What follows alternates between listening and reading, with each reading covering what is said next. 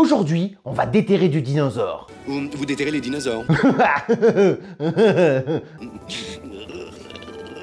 Bonjour à vous les petits cinéphiles et bienvenue dans ce 9e épisode des films inoubliables. Déjà 9 épisodes, ça passe mine de rien. Ça s'améliore pas vraiment quand même. Ta gueule! Après la catastrophe scénaristique que fut Jurassic World 3, et oui, je l'assume, je le dis et je le revendique encore. Donc aujourd'hui, on va revenir sur Jurassic Park, premier du nom, sorti en 1993.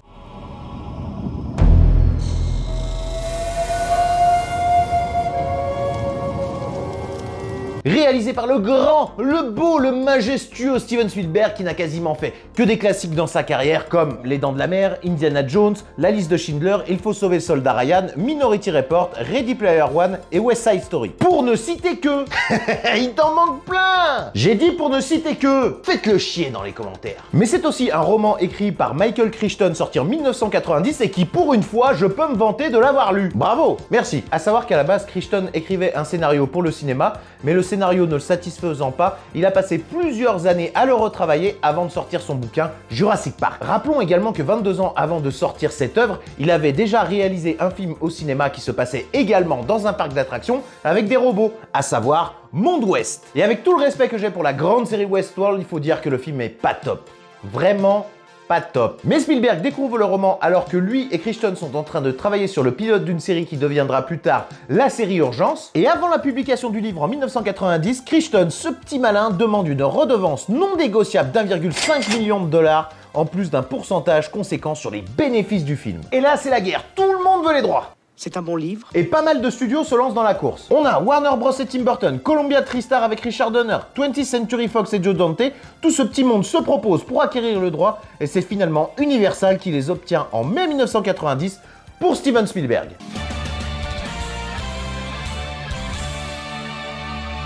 Et voilà, on a les droits. A savoir que le père Crichton prend encore 500 000 $ au passage pour réécrire son scénario et qu'il le termine au moment où Steven Spielberg tourne son film Hook ou la revanche du capitaine Crochet. Combien? Mais le père Spielberg, en fait, il veut pas le tourner tout de suite. Lui, il veut tourner La Liste de Schindler. Et le studio lui dit... Je viens d'avoir un pif de génie. Je pense que tu veux dire une épiphanie. Un éclair vient de traverser mon esprit. Non, ça doit faire mal. Pas de problème, mais fais-nous d'abord Jurassic Park.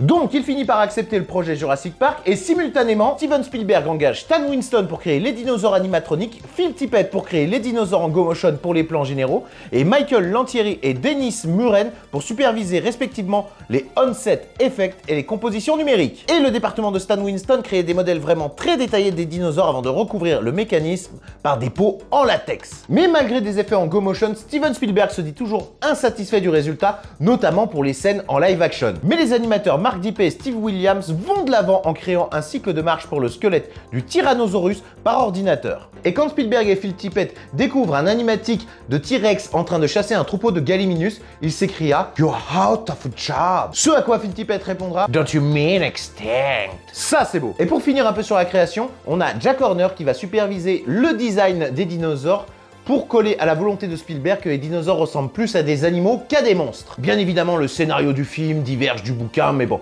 on va pas chipoter là-dessus, hein. Il vous suffit d'aller sur la page Wikipédia de Jurassic Park et vous aurez tous les détails. Comme toi t'as fait. Mais ce que j'aimerais faire, c'est revenir sur pourquoi, selon moi, Spielberg était un choix parfait pour réaliser ce film.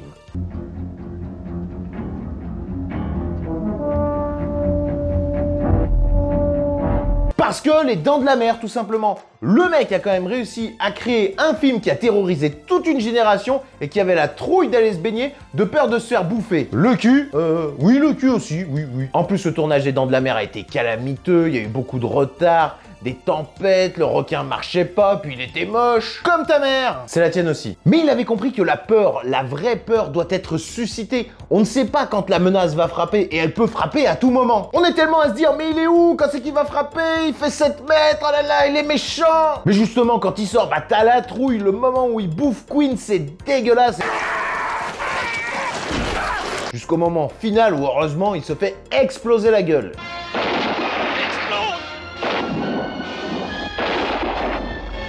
Fais-moi reset, saloperie. Et ce sont des codes que Spielberg va utiliser, mais dès le début de son film Jurassic Park. Avec cette scène de raptor qu'on distingue, qu'on ne voit pas, mais qui va bouffer quelqu'un, t'as véritablement une tension et une trouille. Surtout que les raptors sont un peu comme un fusil de Tchekhov, on les introduit dès le début, on en parle beaucoup, on a la trouille.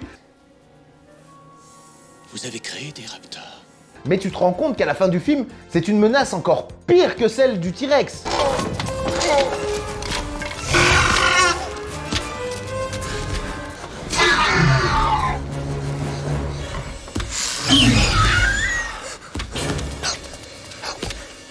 Mais le point majeur du film, c'est qu'en plus, il nous refait le coup une deuxième fois avec le T-Rex qui, au début, justement, ne veut pas se montrer, il est pas là, il veut chasser. Nous allons essayer d'attirer le T-Rex. Regardez attentivement la clôture.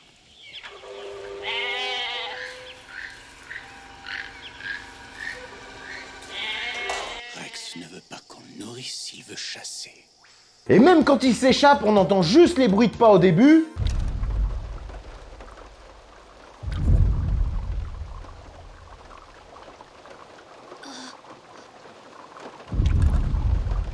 D'un coup, on voit plus la chèvre. Où est la chèvre? Et là, c'est la grande révélation. Boum!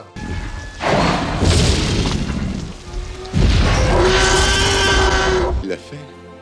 Il y est arrivé, ce vieux dégénéré.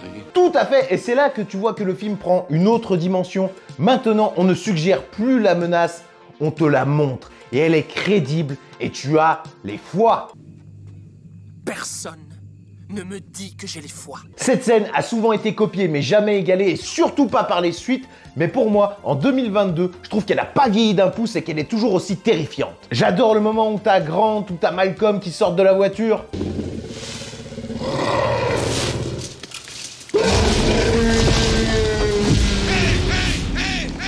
Cessez de bouger! Ou alors le moment où le T-Rex attaque la bagnole et qui pète la vitre.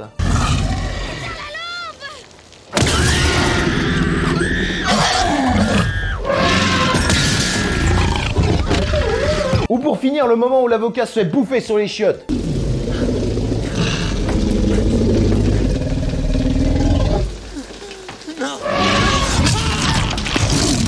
Tuons l'avocat!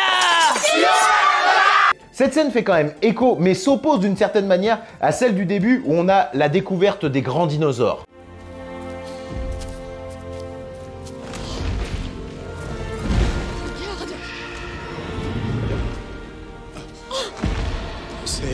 C'est un dinosaure. J'ai vraiment l'impression qu'on nous dit « Voilà dans quel siècle vous arrivez ». Le cinéma, c'est ça maintenant. C'est montrer, c'est la crédibilité, c'est faire encore plus rêver, c'est presque de la magie. Wingardium Leviosa. Et malgré le grand nombre de scènes horrifiques, on a quand même un panel de scènes un peu contemplatives qui te permettent d'admirer de magnifiques paysages et de magnifiques créatures.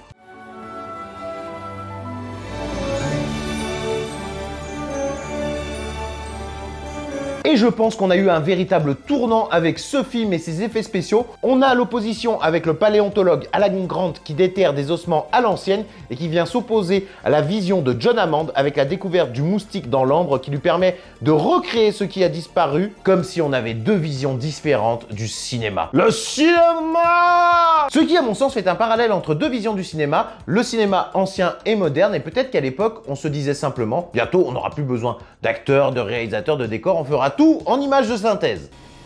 Si ça continue, dans quelques années, on n'aura même plus besoin de creuser. Où sera le plaisir, alors? Surtout que les années 90 ont été un peu une période de transition pour les effets spéciaux, alors pour le mieux comme Jurassic Park, ou pour le pire comme Los Angeles 2013.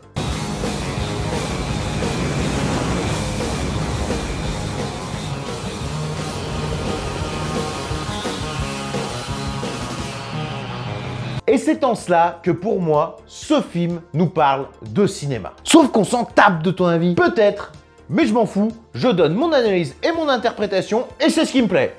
Tout le monde s'en fout.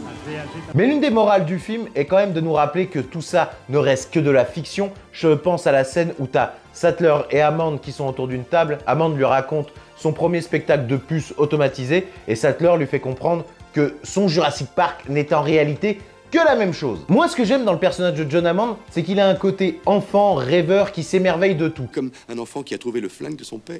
Mais il ne faudrait pas oublier de parler de tous les problèmes de la génétique soulevés par le professeur Malcolm, le théoricien du chaos.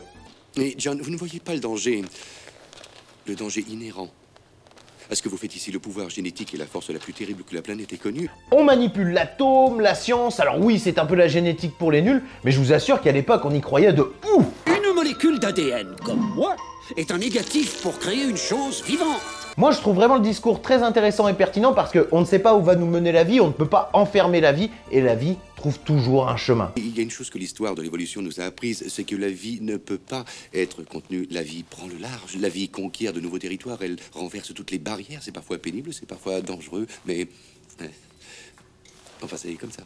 Qui plus est, on a également un petit discours sur l'industrie hollywoodienne du cinéma, hein. Avant même de savoir ce que vous aviez, vous l'avez breveté, emballé dans un joli papier cadeau plastique, et maintenant, vous le vendez. Voilà, vous allez le vendre. Bref, la réalisation est parfaite, le casting est dingue, on a Richard Attenborough qui malheureusement nous a quittés, on a également Sam Neill, Laura Dern, Jeff Goldblum, qu'on n'a pas pu s'empêcher de nous ramener pour un 3e épisode. Eh, t'as pas fini de tailler ce film à force? Non, mais c'est un thème mythique aussi composé par John Williams qui fait partie des plus grandes musiques du cinéma.